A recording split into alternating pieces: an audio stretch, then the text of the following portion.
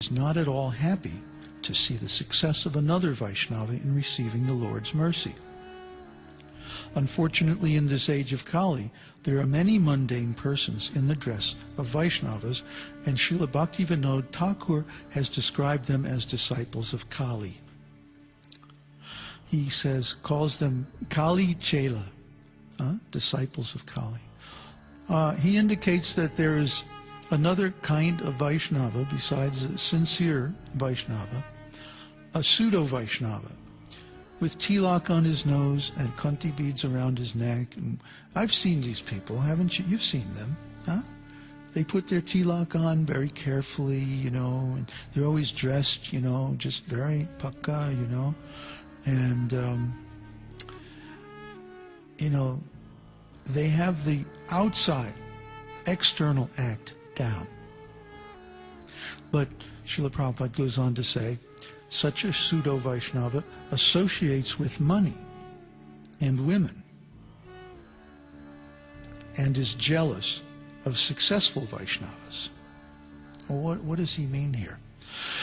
He means we see these people traveling first class, with nice clothing, nice everything first class, huh? But then when someone actually becomes spiritually advanced, these people become jealous, they become envious, and they begin to harass them in different ways. So we've seen this.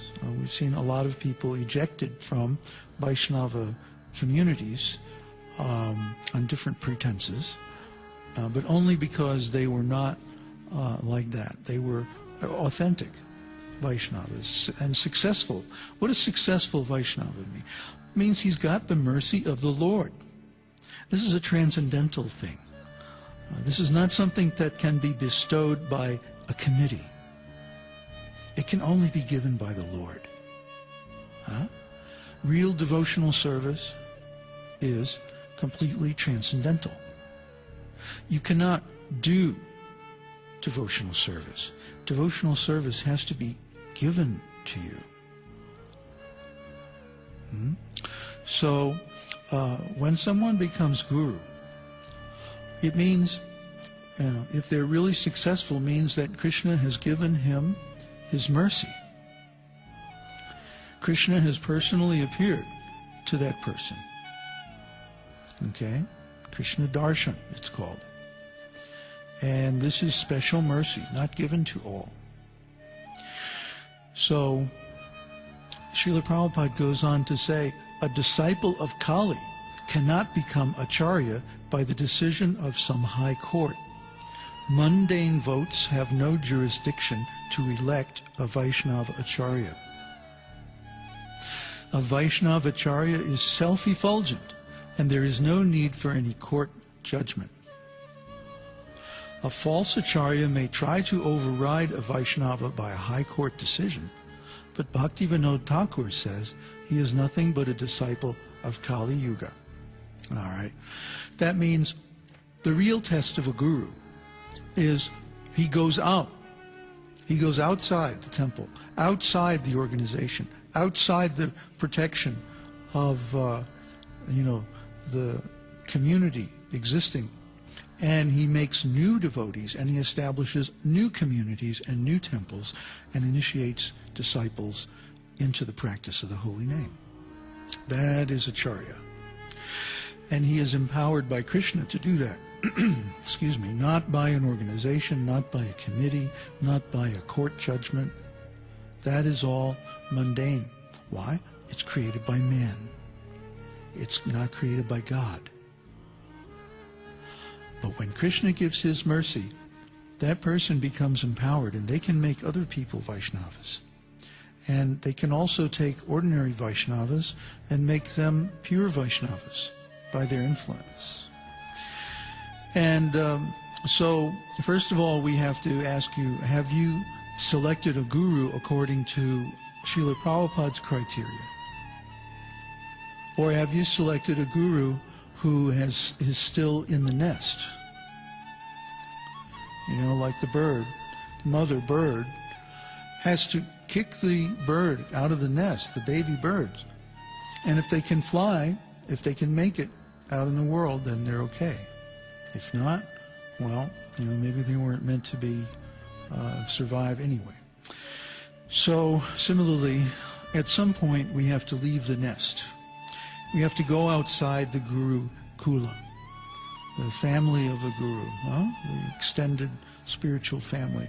We have to go outside and make it on our own. And this is the test, and this is the proof of whether someone has the mercy of Krishna. They have no means of support except Krishna's mercy, and Krishna takes care of them. They begin teaching, preaching, converting, initiating, making people advance in Krishna's service by their own realization, by the power of the mercy invested in them by Krishna himself. Okay? So one has to see, is the Guru like that? Is he really a recipient of Krishna's mercy? Or is he still in the nest? He's got his nest feathered by other people in the organization with whom he's in cahoots.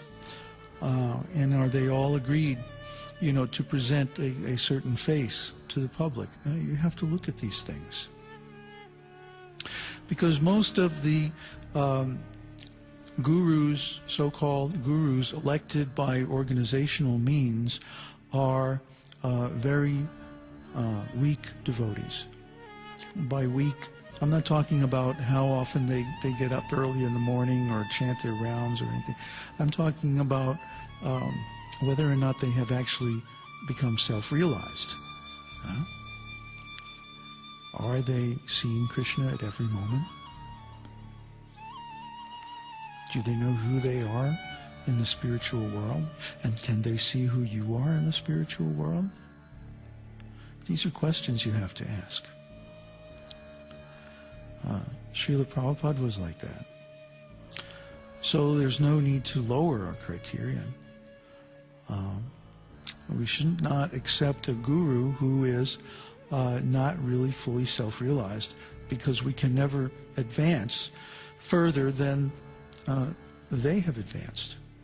We should accept a guru only from the esoteric circle, only from the Uttama Adhikaris, only from the Paramahansas, and not from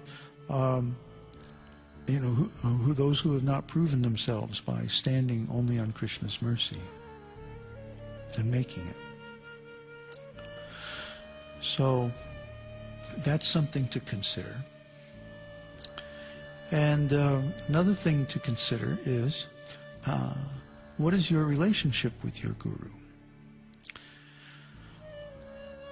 Assuming that your guru is bona fide, not just an institutional functionary or executive, are you hearing from your guru regularly? Are you offering service? And are you offering inquiries? And does your guru answer your questions? Does he take the time to instruct you, to teach you personally? We do, and our students are doing well. So we have to see if a disciple is following Krishna's instructions. Tad vidi paripatena pariprashnena sevaya upadekshanti te jnanam jnaninas tat vidarshanaha. The self-realized soul can show you the absolute truth. So you have to approach them with service and inquiries. So are you doing service to your guru? Especially if you're a householder, you should be offering tithes to your guru.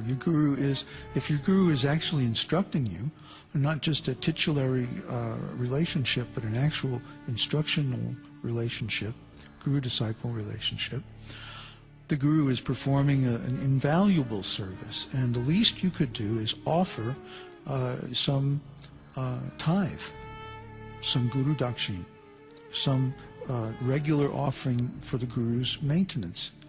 I mean, that's the least you can do. Your Guru is taking so much time to help you and protect you spiritually. He's not serving himself, he's serving you by his preaching activities and so on. So you have the obligation to help support that financially. Or if you can't offer financial help, then you should go and personally serve your Guru. Maybe you have some financial difficulties or something.